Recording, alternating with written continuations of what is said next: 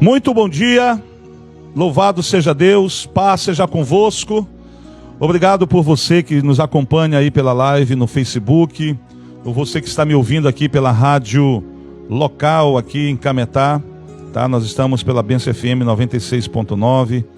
Muito bom dia para você que está sintonizado conosco, você que todas as manhãs espera por esse momento para estar sintonizado aí na nossa programação. Tá bom, queridos? O nosso texto de hoje está baseado em 1 Coríntios, capítulo 16, versículo 14 ao 16. 1 Coríntios, capítulo 16, versículo 14 ao 16, que diz o seguinte: todos os vossos atos sejam feitos com amor. E agora, irmãos, eu vos peço o seguinte: sabeis que a casa de Estéfanas são as primícias da Acaia, e que se consagraram ao serviço dos santos, que também vos sujeitais a esses tais, como também a todo aquele que é cooperador e obreiro. Alegro-me com a vinda de Estéfanas, e de Fortunato, e de Acaico, porque estes supriram o que da vossa parte faltava, porque trouxeram refrigério ao meu espírito e ao vosso. Reconhecei, pois, a homens como estes. Amém? Louvado seja o Senhor nosso Deus. Meus queridos, muitos historiadores, muitos homens de Deus, mulheres de Deus, que são conhecidos por estudarem a palavra do Senhor, a grande maioria deles, inclusive eu também, não sou um grande estudioso, mas eu estudo a palavra de Deus, acredito que este Estéfanas que nós mencionamos aqui, ele e sua família, seja alguém que no passado foi alcançado pelo apóstolo Paulo, conforme Atos dos Apóstolos capítulo 16. Em Atos dos Apóstolos capítulo 16 diz que Paulo e Silas foram presos, tá, queridos, justamente nessa região onde Estéfanas morava, porque eles expulsaram o demônio de uma mulher que supostamente previu o futuro. E esta mulher, depois que ela foi liberta, ela deixou de dar lucro aos homens que usavam ela para ganhar dinheiro diante das suas supostas vidências, revelações. Estes homens foram ao governo e as autoridades mandaram prender Paulo e Silas. Bateram neles e depois os aprisionaram. A Bíblia diz que era por volta de meia-noite, eles estavam amarrados a pés e mãos. Quando veio um terremoto, meia-noite, quando eles ainda cantavam louvores a Deus, eu abro aqui um parênteses para perguntar para você, qual é o hino que você canta depois que você passa um dia difícil como Paulo e Silas passaram, que apanharam, foram presos, mas ainda encontravam força para louvar o Senhor? Qual é o hino que você canta quando tudo dá errado na sua vida? Qual é o hino que você canta quando as portas se fecham, quando você perde o emprego, quando você recebe um veredito do médico dizendo que você tem uma doença que não tem cura e que você vai morrer daquela doença?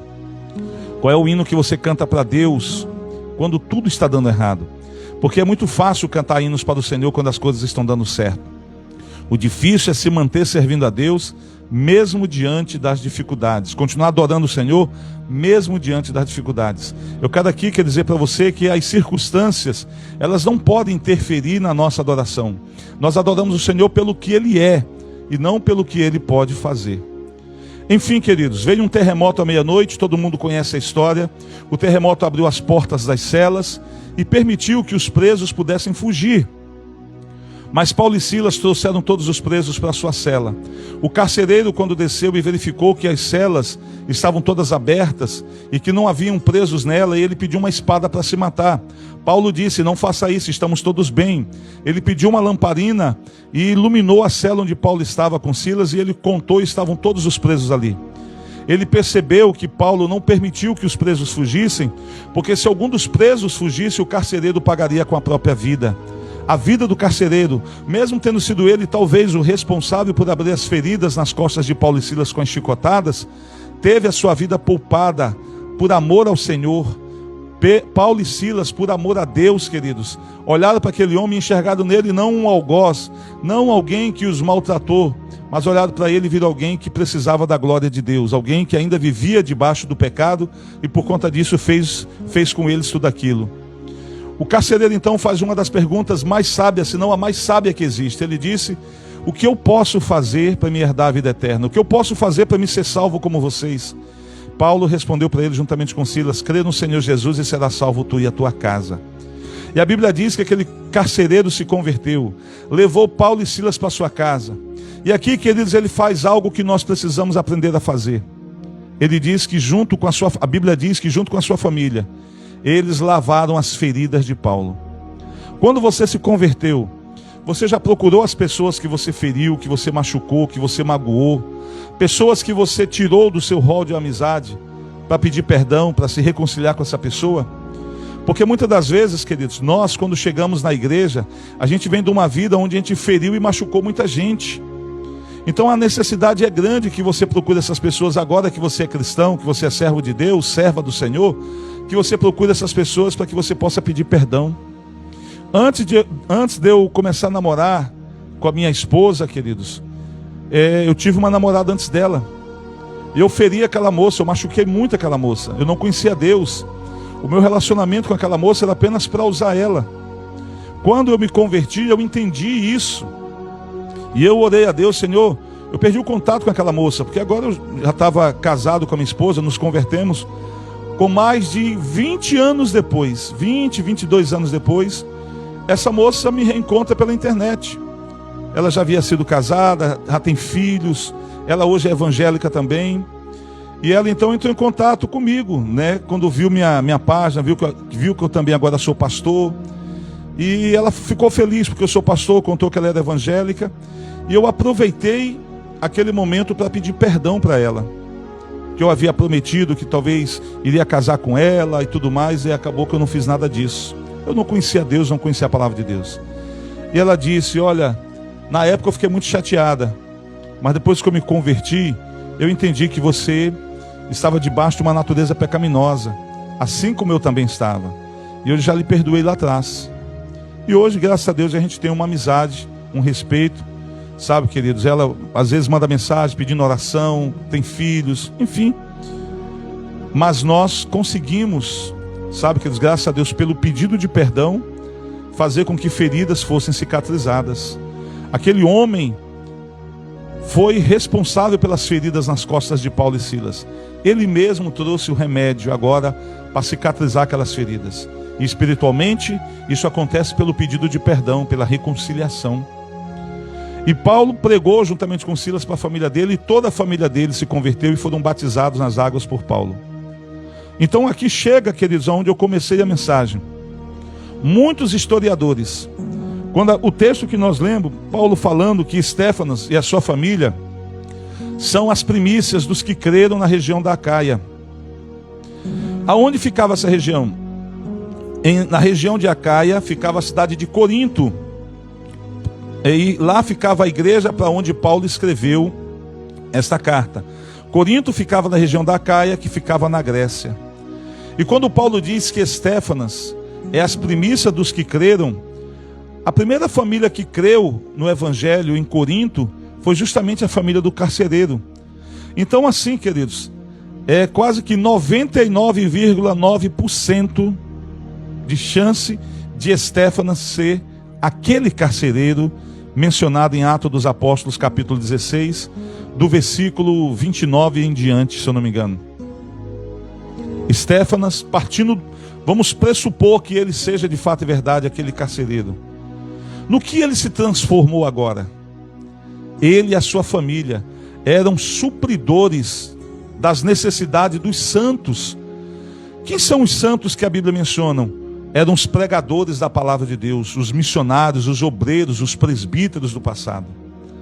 Estéfanas, queridos, ele feriu, ele machucou aqueles que pregavam a palavra. E uma forma, queridos, de recompensar todo o mal que ele fez como carcereiro com aqueles que pregavam a palavra de Deus, ele se tornou então supridor. Ele se tornou então cooperador daqueles que viviam de pregar a palavra de Deus. O salário de um carcereiro naquela época não era muito grande. Talvez se fosse nos dias de hoje ele ganharia talvez aí um salário mínimo, um pouco mais de um salário mínimo. Mas mesmo assim, ele tinha condições para manter, queridos santos, ajudar, sabe, sempre que os missionários precisavam, ele estava pronto para investir. Paulo reconhece o valor dessa família. Quando diz que eles foram os primeiros a se converter, eu quero dizer para você, queridos, quando você enxergar uma necessidade no reino de Deus aqui na terra, na sua igreja, que a sua família seja sempre a primeira a se prontificar para ser solução de um problema, ou pelo menos de parte do problema. Que a sua família nunca fique escondido, queridos, sabe, deixando que outras famílias façam aquilo que precisa ser feito na igreja. Essa semana nós estávamos tendo um evento, e nós íamos vender comidas no evento, e nós começamos a pedir ajuda na igreja. Quem pode dar tomate, quem pode dar uma cebola, quem pode dar o pão, quem pode dar isso, quem pode dar aquilo. E muitas famílias caladas. Coisas talvez não eram tão caras. Cebola, um quilo de cebola, 1 quilo de tomate.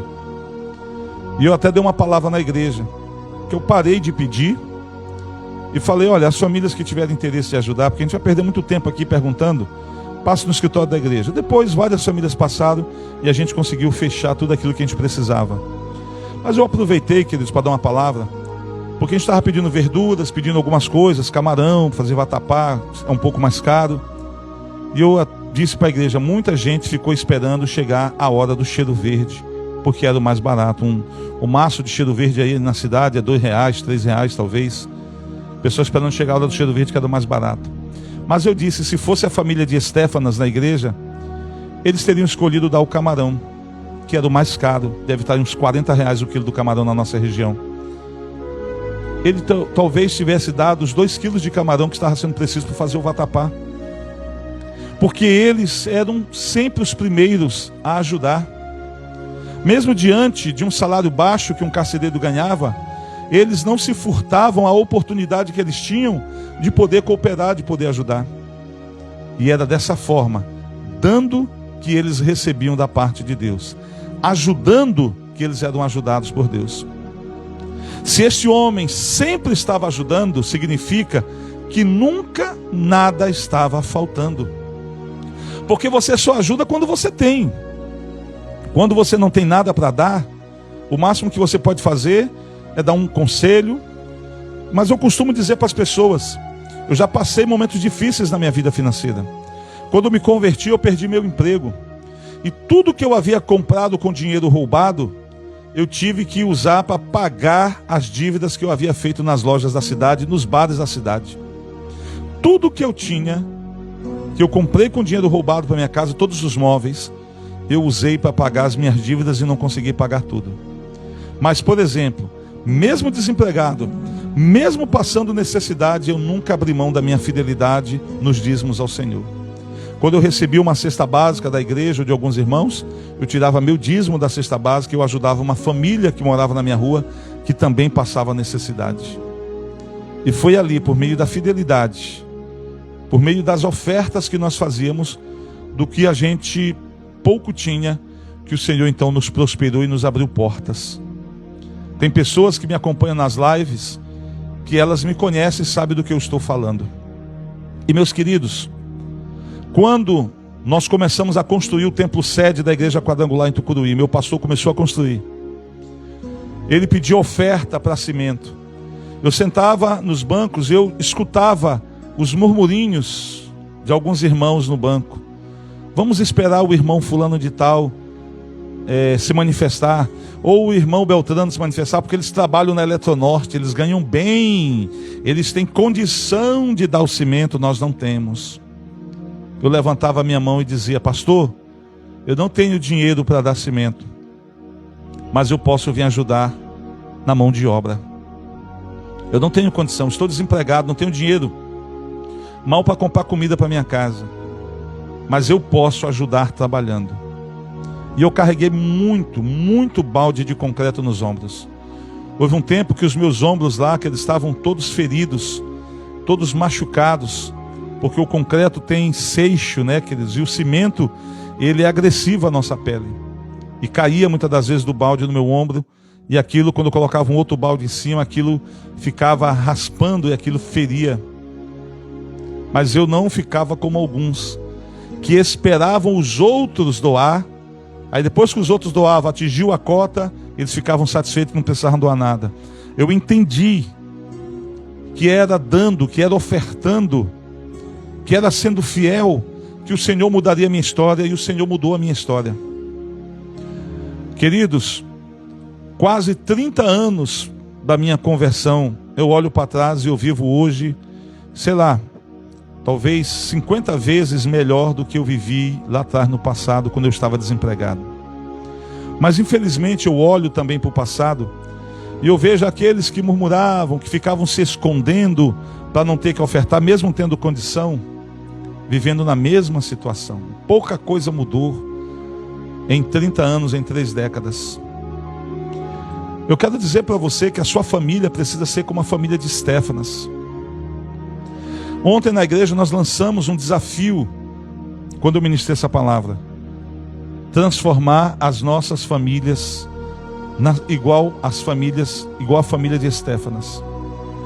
Uma família sempre pronta para servir, uma família sempre pronta para ajudar. Se a família não tem condições financeiras para ajudar, mas vai entrar com mão de obra. Uma família que vai estar sempre participando da solução dos problemas. Uma família que não vai se esconder atrás de desculpas.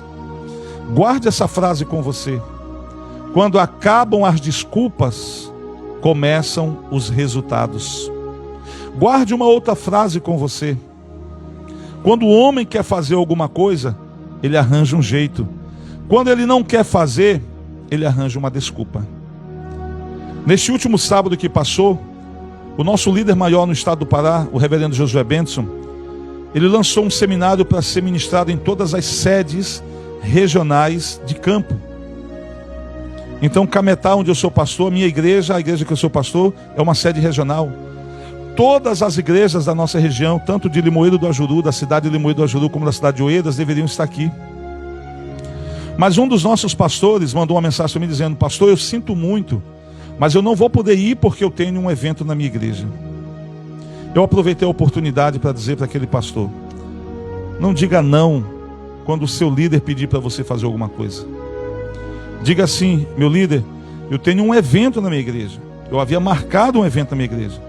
E eu vou ver aqui como é que eu vou fazer. Se eu cancelo o evento para poder ir neste seminário que foi marcado pelo líder maior. Se eu posso deixar alguém no meu lugar. Tem condição de eu mandar alguém para me representar, porque o nosso evento já está marcado, não dá para ser cancelado. Mas nunca diga não de primeira. Apresente sempre uma solução, uma resposta. E muitas das vezes é assim que as pessoas dizem. Quando você pede para ser feito alguma coisa, logo elas dizem: não, eu não posso, não consigo, não dá. E ali elas também fecham a porta da bênção de Deus para a vida deles. Nunca diga não para algo que precisa ser feito no reino de Deus. Eu só vou dizer não se alguém na igreja dizer: Medivan, o rapaz do teclado faltou. Dá para você subir e tocar teclado? Eu vou dizer: não, não posso, porque eu não sei tocar teclado. Mas eu posso tocar aí um pandeiro, eu posso bater palma, eu posso fazer uma segunda voz, porque se eu cantar, até os anjos vão sair da igreja, porque a minha voz não é boa. Mas se eu puder fazer alguma coisa para ajudar, se quiser, eu pego o meu carro, a minha moto, ou eu vou buscar o tecladista. Mas eu não posso chegar e dizer: não, não dá para me fazer, não vou fazer. Em se tratando do reino de Deus, eu nunca digo não. Eu vou sempre procurar uma forma, uma solução para que aquilo possa ser feito. A família de Estéfanas era assim, queridos. E olha que Paulo diz. Paulo, ele cita, deixa eu pegar aqui a Bíblia. Ele diz no versículo 27: alegro-me com a vinda de Estéfanas, de Fortunato e de Acaico, porque estes supriram o que da vossa parte faltava. Em um dos momentos mais difíceis da vida de Paulo, aonde a perseguição foi mais forte contra ele, ele encontrava-se em Éfeso.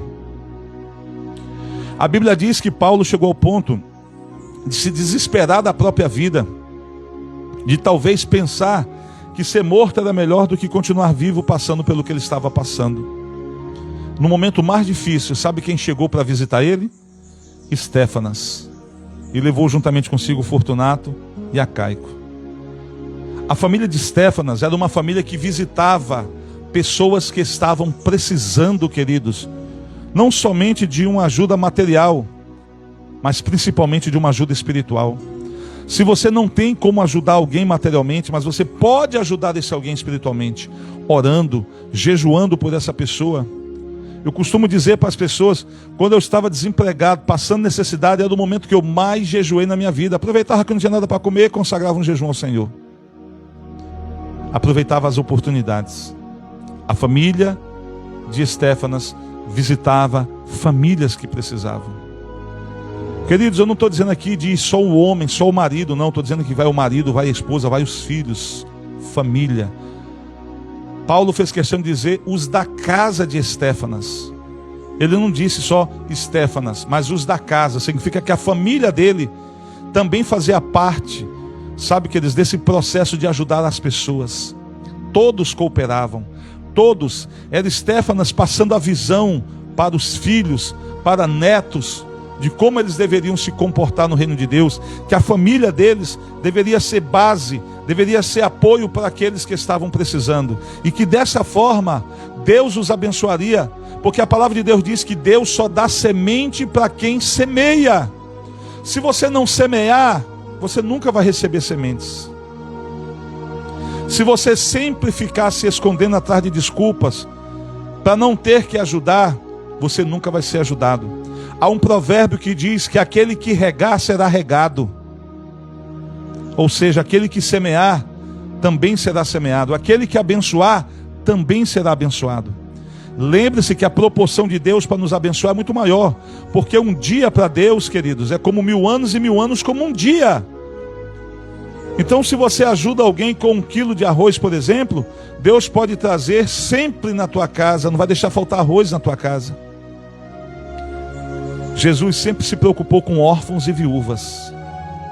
A igreja precisa se preocupar com os mais necessitados da sua própria igreja. Você, como família, precisa se preocupar. Isso aí é o pastor que tem que fazer porque ele ganha bem. Se o pastor sempre for fazer isso, ele vai continuar sempre sendo abençoado, porque a bênção para quem abençoa. O que eu estou tentando dizer para você é que a sua família precisa ser uma família abençoadora. Uma família que estará sempre de mãos estendidas para abençoar quem precisa, quem necessita. Se você fizer isso, sua família, sua casa será abençoada. Volto a repetir, no momento mais difícil da minha vida, desempregado, passando necessidade, toda a ajuda que eu recebia, eu ainda tirava do que eu recebia um pouco para ajudar uma outra família que estava necessitada também. E foi ali que eles, ajudando aqui, ajudando ali, que Deus foi nos abençoando, e nos trouxe hoje aonde nós estamos. E eu louvo a Deus, porque a mão de Deus tem sido sempre sobre a minha casa, a minha família. Sempre que nós precisamos, Deus sempre entra com suprimento. Deus sempre entra com milagres. Nós nunca passamos necessidade mais, queridos, porque nós aprendemos que é dando que se recebe. Eu quero trazer uma outra mensagem aqui, finalizando, só um trechinho. O versículo 17, quando Paulo diz que ele se alegrou porque Estéfanas, Fortunato e Acaico foram visitá-los em Éfeso no momento mais difícil, ele diz assim: porque estes supriram o que da vossa parte me faltava. O que Paulo está dizendo? Que essas 3 famílias, a família de Estéfanas, a família de Fortunato e a família de Acaico, fizeram por Paulo o que a igreja toda não fez. Então aqui nós temos 2 grupos. 2 grupos de famílias. Um grupo menor das famílias que fazem o que precisa ser feito, das famílias que fazem o que é correto, e um outro grupo que não faz, que talvez se esconda atrás de desculpas. É porque eu não tenho condição, minha família é pobre. Nós servimos a um Deus rico. Querido, se você não semear, nunca você vai colher.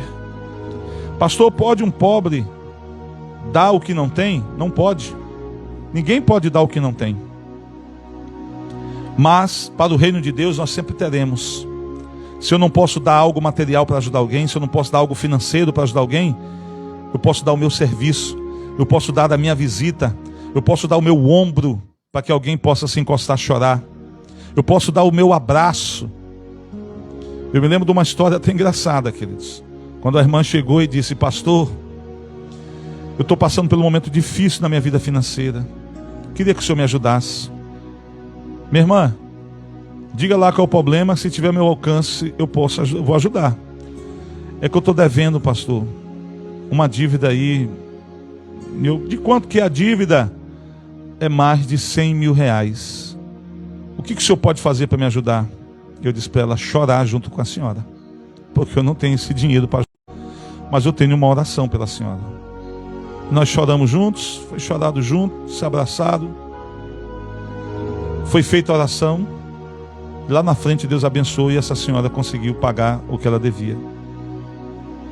Tem coisas que você não vai poder fazer financeiramente, materialmente, mas espiritualmente, um servo de Deus está sempre pronto para ajudar.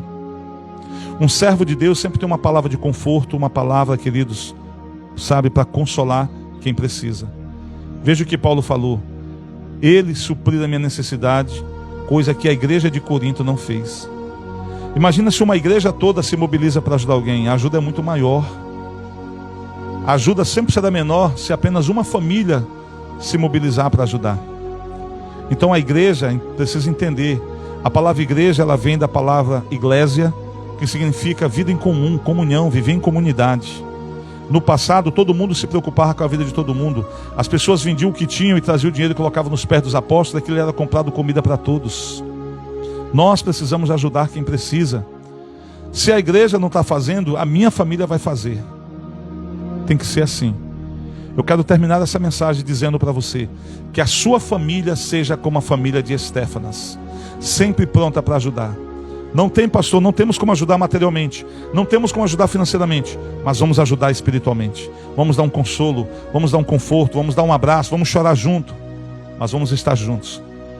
Porque, queridos, para alguém que está passando um momento difícil, é melhor ter alguém do seu lado do que não ter nada. Mesmo que esse alguém não possa suprir as necessidades, mas pelo menos essa pessoa estando perto. É melhor, queridos, serem dois do que um. Porque quando um cair, o outro o sustentará. Eu quero deixar essa palavra para você. Profetizar que a sua família a partir de hoje será como a família de Estéfanas. Que Deus te abençoe, que Deus te guarde, em nome do Senhor Jesus. Paz seja convosco. Amém.